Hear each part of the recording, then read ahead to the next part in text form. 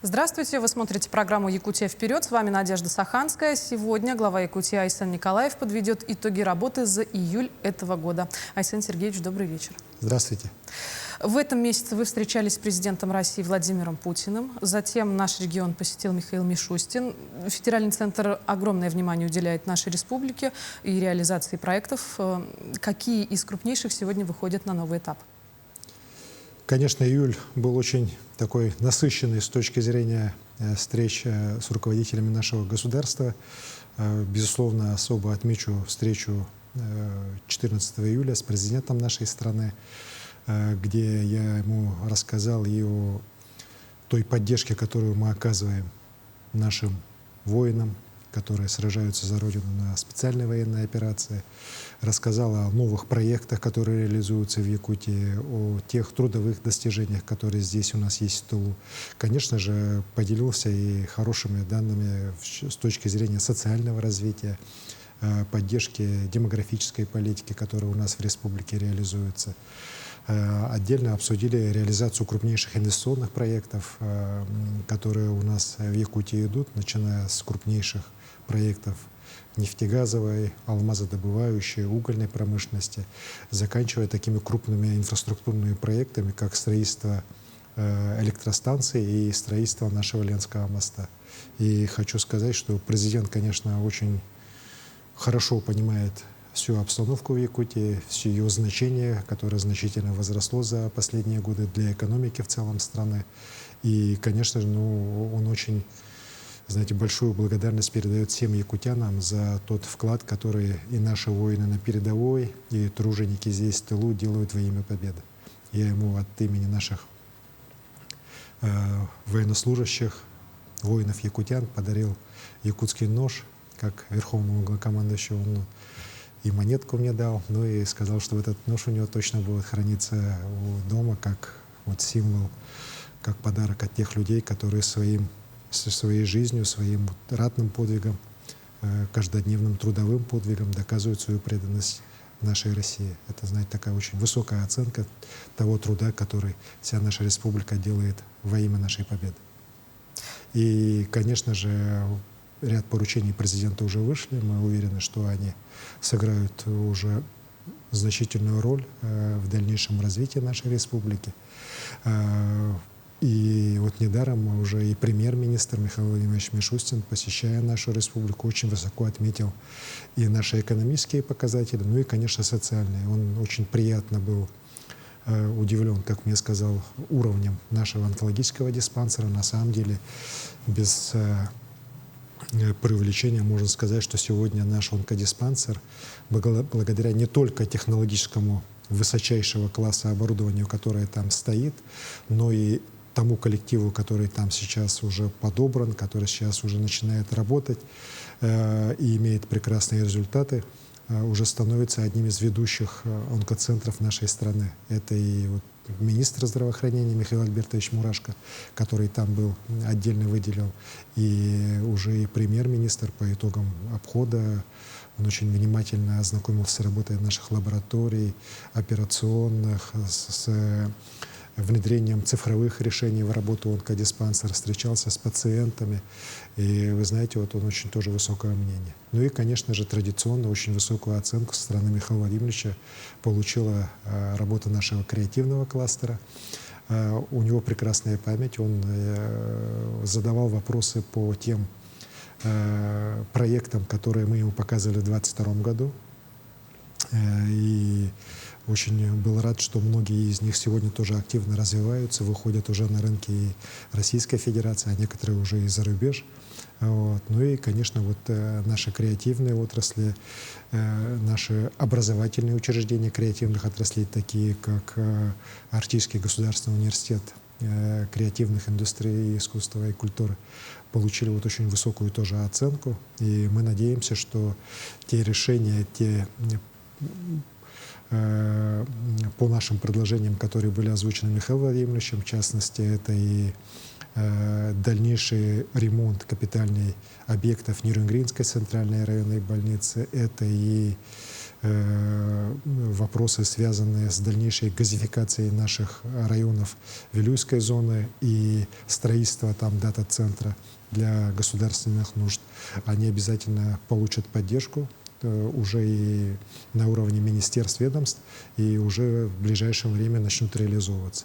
Ну и еще ряд вопросов, которые я поднял перед премьер-министром, он внимательно тоже выслушал и сказал, что для их решения он созовет отдельное совещание, на котором будут рассмотрены вот те предложения, которые мы ему представили. Там их достаточно много, начиная от энерготарифов по социальным учреждениям Арктики, вопрос, который мы всегда ставим, заканчивая уже вопросами дальнейшего строительства социальных объектов нашей республики.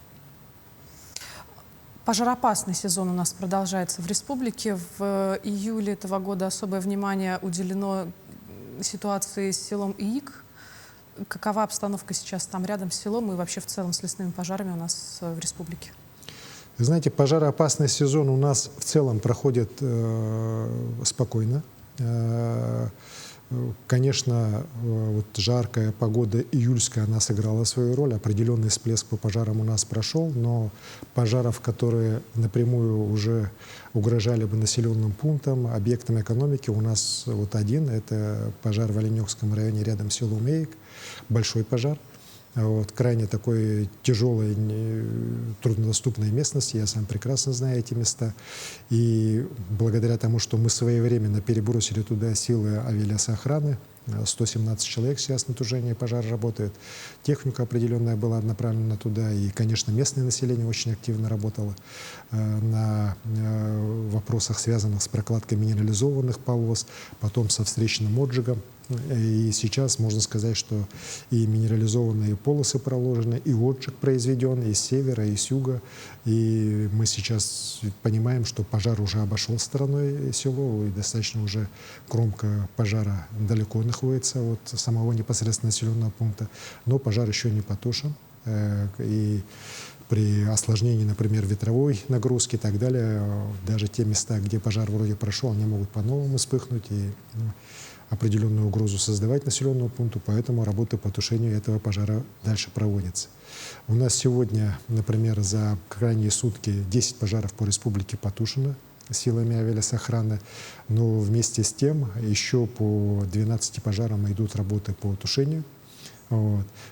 И хочу отметить также, что у нас около 60 пожаров, они находятся в зонах контроля, очень труднодоступной, в основном гористой местности или в крайне труднодоступных таких лесотундровых территориях, в первую очередь Оленёкского как раз района, где у нас сегодня около 40 пожаров. Вот. Но еще раз подчеркиваю, что они находятся очень далеко, за всеми ними идет мониторинг. В случае осложнения обстановки мы готовы туда тоже силы перебрасывать для тушения этих пожаров. Но мы надеемся все-таки, что и природные условия в ближайшее время уже не позволят пожарам дальше разгораться. Работа идет, и хочу поблагодарить наши лесопожарные службы, которые вот в далеко не простых условиях сегодня продолжают работу на тушении пожаров. Ну, ведь непростая ситуация сложилась еще и в Верхоянском районе. Снова пострадал от стихии, но от паводка на этот раз. Как сейчас организована работа по восстановлению территорий? Да, у нас июль месяц прошел под знаком таких постоянных дождевых паводков. Они не только в Верхоянском районе были, они были и в других районах. Но на сегодняшний день можно сказать, что пик уже прошел. В том же Верхоянском районе у нас вода и в Верхоянске, и в Барануке, где вот особо такая угроза была, и в Батагае, она уже ниже критических отметок, даже ниже отметок опасных явлений. И вот сейчас как раз большая работа предстоит на местах для того, чтобы уточнить сумму ущерба, уточнить сумму помощи, которую надо людям оказывать. Конечно, провести кратчайшие сроки восстановительной работы. Вот в Ивано-Батантайском районе, например, по региональной дороге уже все работы уже окончены, проведены в кратчайшие сроки. Сейчас это надо делать в Верхоянском районе. Конечно, мы для того, чтобы помочь людям, сейчас перебросили туда силы студенческих стройотрядов, чтобы оказывали помощь людям на местах. Также хочу поблагодарить всех тех, кто помогал с гуманитарной помощью. И наряду вот с той помощью, которая оказывается из республиканского резерва, уже несколько тонн грузов туда доставлено, сейчас доставляются. У нас практически постоянно сейчас рейсы и самолетов, и вертолетов производятся. Уже несколько десятков детей прибыло сюда, в Якутск, из Верхоянского района, для того, чтобы здесь они могли вот, в наших летних лагерях отдохнуть. Работа идет ежедневно. Вот сегодня тоже должны дети сюда прибыть, в Якутск. Поэтому я уверен, что всем миром мы обязательно поможем людям, которые остались вот в таких непростых условиях, не остаться один на один с бедой и достойно уже так помочь с тем, чтобы и отопительный сезон вовремя, пораньше даже начался, дома все были отремонтированы, и чтобы в зиму люди спокойно вошли. Вот. Ну и, конечно, окажем помощь обязательно и сельхозникам, чьи угодья пострадали от дождевых паводков. Еще один вопрос, который волнует жителей республики, это топливообеспечение в Южной Якутии, ну и в целом в регионе. Что уже сделано, что планируется, чтобы изменить ситуацию? Знаете, по топливу мы находимся на постоянной связи с федеральным штабом. Ситуация в стране в целом, ну, скажем так, стало несколько лучше, чем это было еще 2 недели назад. И это как раз дало возможность удовлетворить наши заявки, которые мы давали в первую очередь и по северному завозу, для того, чтобы в кратчайшие сроки его обеспечить, потому что реки ждать не будут, и нам надо быстрее вот именно сегодня и сейчас завозиться. Ну и, конечно же, вот хорошая новость, то, что после моего обращения на имя Александра Валентиновича Новака и после работы нашего оперативного штаба сейчас уже заключается соглашение между Роснефтью и Саханнефтегазбытом, и в ближайшее время начнется отгрузка топлива на юг Якутии. Порядка несколько тысяч тонн будет отгружено, 92-го бензина, 95-го бензина.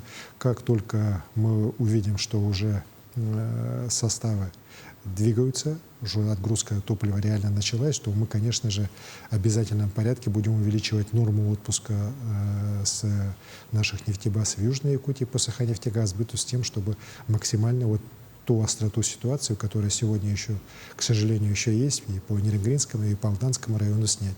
Очень надеюсь, что это произойдет вот уже в первую неделю августа.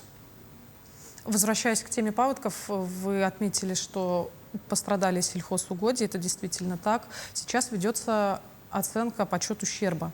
Как республика поможет сельхозпроизводителям сохранить производство и подготовиться к следующему сезону?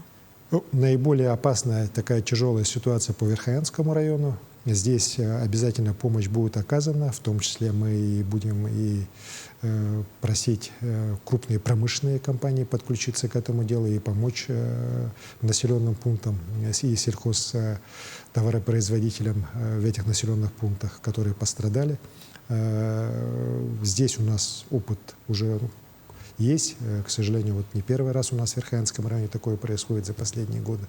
Вот. Ну и по всей республике есть пострадавшие сельхозугодья, которые, вот паводка дождевого, который был недавно, это и в Сунтарском улусе, есть и запросы определенные по центральным улусам, которые вдоль Лены лежат. Но здесь будем смотреть, оценивать реальную ситуацию, реальную картину. Мы намерены все-таки, чтобы максимально сенокос произведен был на местах, максимальное сено было заготовлено самими непосредственно сельхозтоваропроизводителями. Ну, какая помощь нужна, мы, конечно, будем помогать. На сегодняшний день в общей сложности где-то порядка 26 тысяч гектар сельхозугодий у нас пострадало, по оценкам, которые Минсельхоз нам предоставляет. Ну, с учетом того, что прошлый сенокос у нас был достаточно хороший, большие запасы у нас остались, мы считаем, что в общей сложности те объемы и сена, и сенажа, силосы, которые мы планировали на этот сезон, мы должны выполнить. И еще одно из главных событий прошедшего июля – это Якутска, который получил нового руководителя. Какие совместные проекты республики и города, на ваш взгляд, сейчас должны стать приоритетными? Знаете, работы очень много. И я вижу, что Дмитрий Ильич Садовников, новый глава городского округа Якутск, прекрасно понимает, что раскачиваться некогда. Надо, наоборот, сейчас убыстрять работы и по подготовке города к зиме, по строительству объектов, по очистке города. И, конечно, максимально надо и реформировать систему управления городом для того, чтобы его сделать ближе к людям, ближе к горожанам, сделать его более эффективной, более действенной, чтобы власть на местах людям реально помогала решать их каждодневные задачи.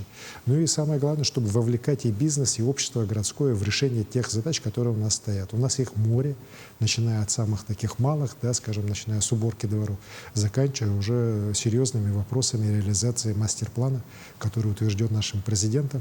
И вот как раз во время визита премьер-министра мы отдельно докладывали, и вот Алексей Олегович Чехунков отдельно тоже показывал, как реализуется мастер-план по городу Якутску. Много сделано, но еще больше предстоит сделать. И особенно учитывая то, что сегодня средств в бюджете объективно не так много, как нам хотелось бы, конечно, нужно, чтобы каждая копейка, каждый рубль бюджетный максимально эффективно работал, чтобы не было срывов строек, чтобы дороги у нас через год не разваливались и по новой их там, пусть даже по гарантии ремонтировали, да, чтобы ремонты тоже производились тех же дорог достаточно быстро, а не становились там стройкой на весь сезон и не устраивали здесь в городе крайне большие неудобства для жителей Якутска. Уверен, что Дмитрий Дмитриевич и его команда, которую он сейчас вот уже формирует, и она очень, на мой взгляд, такая многообещающая, эффективная, обязательно сделает все, чтобы Якутск становился лучше и краше. Ну, остается только дождаться. Айсен Сергеевич, большое спасибо, что нашли для нас время, ответили на волнующие вопросы. Приходите к нам еще. Спасибо. Напомню, вы смотрели программу «Якутия вперед». До встречи в эфире.